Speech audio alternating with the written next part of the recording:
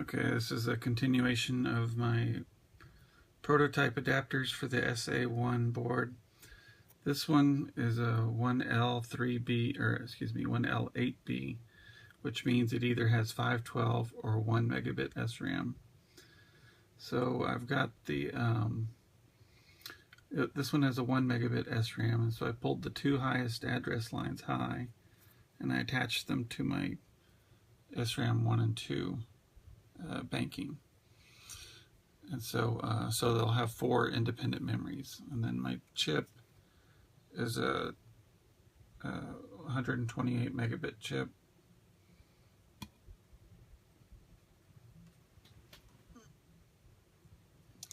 So, okay, so basically there's 4 games in this one.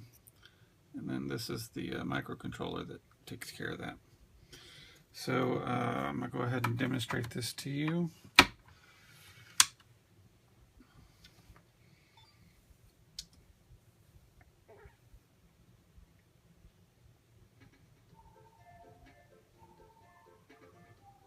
So this is Kirby Dreamland. And I'm just going to go through. You can see that it has a 1 SRAM retention. And so I'm just going to go ahead and go to the next game. 1, 2, 3. You got to hold the reset for about 3 seconds to cycle to the next game. This is Dragon Ball Z Hyper Dimension. And I haven't made a save point on this one yet.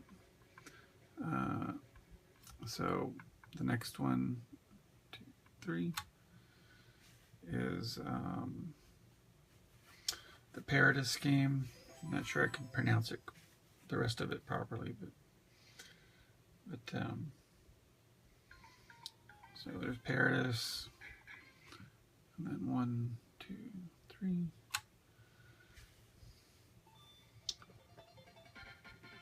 And then this is Kirby Superstars.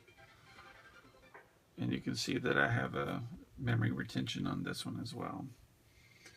So that is just an example of what my little adapter board is capable of. Now this board here is a little bit different than let's see if I can get this to focus here. This one's a little different in that all the vias are all kind of flush and covered, whereas if you can see on this one, you know, the vias are exposed. And so in my last video I said that I was going to show you some examples of what not to do. This is very common where people will put the chip here, and then I mean, this is actually a pretty clean, wrong way to do it. There's a voltage regulator here, cap to help regulation.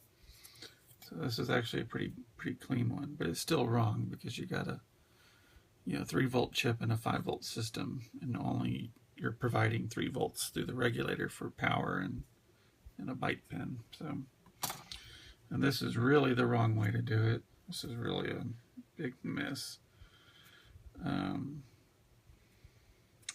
The voltage regulator is here, and it's 2 chips stacked on top of each other because the Armageddon is a 64 megabit game. Anyways, it's ugly. So anyway, so this is just kind of a continuation of, I'll show a couple of other ones I've made. Now this one doesn't have the microcontroller. This is just a single game. It's Kirby Dreamland 3. Dreamland 3 needs the 256 megabit SRAM. That's what the 5 stands for. So, so this is just single game. And then, let's see here. And then this is the Mario Armageddon RPG. It also needs the 256 megabit.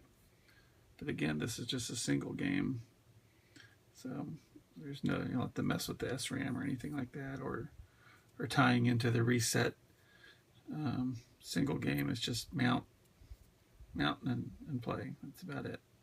So, all right, well, I'm going to be making a production run of these here pretty soon, and so I've finished up all the minor tweaking I'm going to do with the production run. So probably in a few weeks I'll send it off to get made. So anyways, I'll just go through one more time and show you. So as you can see, it still has its memory for that game. So I'm going to hold the reset button. 1, 2, 3.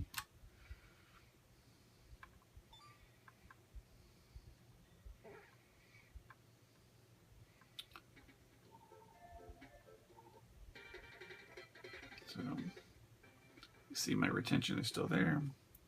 1, 2, 3. And I probably should have put one of the Mario RPGs on here, but I wasn't thinking.